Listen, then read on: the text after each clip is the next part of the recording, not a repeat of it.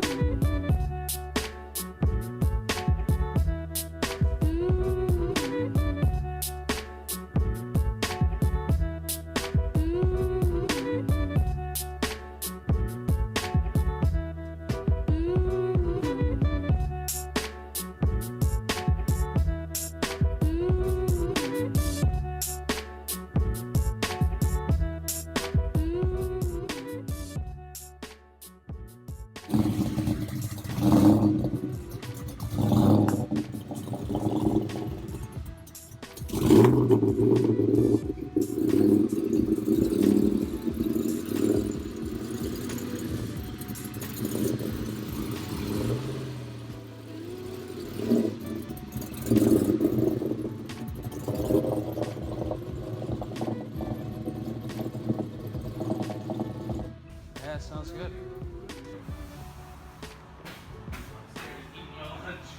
I think I hear the door. Oh man, that's no problem, man. Let me rephrase it. I'd already finished my lunch. I was sitting up there. Sitting up there. Thanks for getting me in so quick. Oh, no problem. I had a guy scheduled for today to get a bunch of stuff done. He ended up canceling on me. So I was like, oh, I'll do this transmission on this car real quick. Oh, okay. And oh, what's he got going on? What's he got going on? He blew his clutch up. Blew his clutch up? And I didn't notice they sent me the wrong damn clutch. They sent me one for like he had a T56 Magnum upgrade. Yeah. So it's 26 lines. So like it physically goes together. Yeah. But the hole in the clutch disc is about this big versus this big. So the input shaft just goes in and doesn't grab on it. Oh, okay. I got a free afternoon while I'm waiting for parts and Ah, shit. Oh, well. everything fell apart for me, but it worked out good for you. Yeah, I know, right? Yep. Good night in Mexico.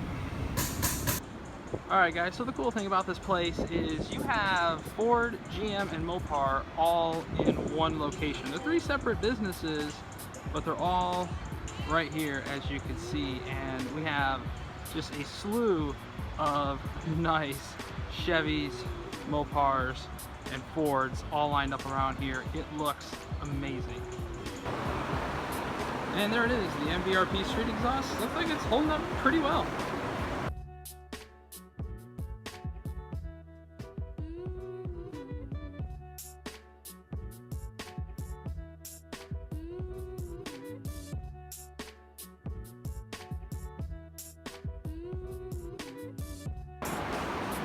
So there we go, old versus new.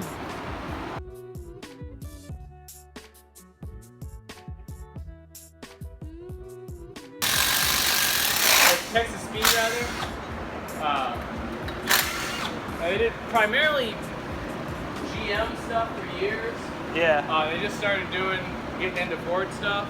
Yeah. But the long tubes with cats for these, they basically bolt in, would bolt right to here. They make a system that's longer, but with that already on there, you need to do this kit. Oh, okay. Stainless long tubes with cats, $539. Yeah. That's not bad. No, they're good little. That's not bad. That's not bad for a set of headers. Separate bolts.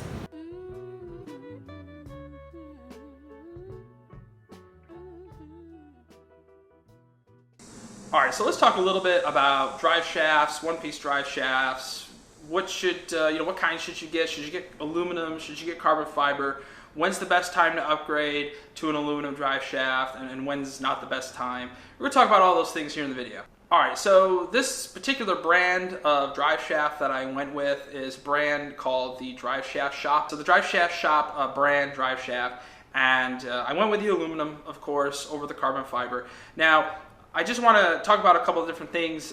First of all, when should you upgrade and what is the benefit? Okay, well, first I'm going to say that you should be thinking about a drive shaft upgrade when you have a boost underneath the hood. So basically when your car is boosted, that would be a good time to start considering getting a drive shaft. In fact, in my opinion, I think it would just be a must-have mod. You almost have to do it if you want to keep your drive line intact, especially with these S550 Mustangs. But if you're like me in my car, I'm kind of doing this build to be more of an autocross build. So I'm looking for a couple of the advantages that the one piece gives you. But if you're like mine again and it's got an intake and a tune, I don't think there's any reason not to upgrade. But I think it shouldn't be one of your first mods that you should do. I think you need to save that money and put it into like an intake and a tune and all that good stuff. But so I wouldn't recommend it as a first mod is basically what I'm saying. But I would definitely recommend it just across all platforms. I mean, whether it's a Mustang, Camaro, I mean, you name it. I really would highly recommend that you do it. All right, so let's talk about some of the benefits of swapping out the factory two-piece drive shaft for a one-piece drive shaft. Well, first is weight savings, okay? Eliminating that rotating mass out of the drive line. And we took the two-piece drive shaft off, we weighed it, and that came in at 37 pounds. Then we went ahead, we weighed this one piece here, and that came in at 18 pounds, or just a little bit over 18. So that's a weight savings right there of 19 to 20 pounds of rotating mass, which is huge. I mean, to take that kind of weight out of the drive line is pretty significant. And these one-piece drive shafts are for the guys that are looking for quicker revs, better throttle response, and just overall reducing the drive line slop that those two-piece factory drive shafts can have. It's for the guys that are, so if you have a drag setup, this is going to really help improve your 60-foot time. This is going to help improve your quarter-mile time. And if you're like me, for guys who are doing an autocross, more or less an autocross build, you're definitely going to look at, again, benefiting from that quicker revs, the better throttle response.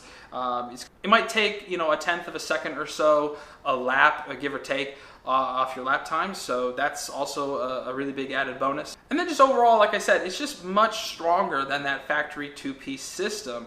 This is simple because the factory two-piece just has more connection points where it could be prone to failure. It's especially prone to failure for guys, like I said, who are boosting their cars and they got sticky tires out in the rear, and they're going to the drag strip regularly often. You're definitely going to see, drive shaft snaps.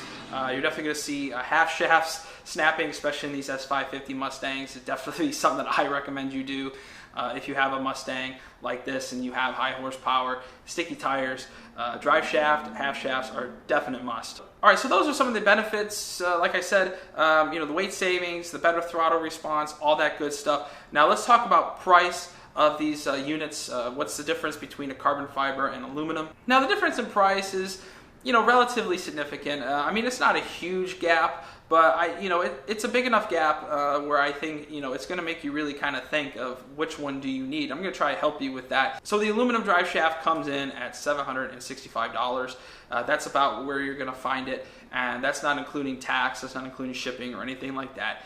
And the carbon fiber drive shaft is going to come in at a little over $1,100. Okay. Now, of course, these prices are all from the Driveshaft shop, branded drive shafts, but all of the brands are fairly competitive, so the prices are going to be relatively the same. So what really is the difference between the aluminum and the carbon fiber?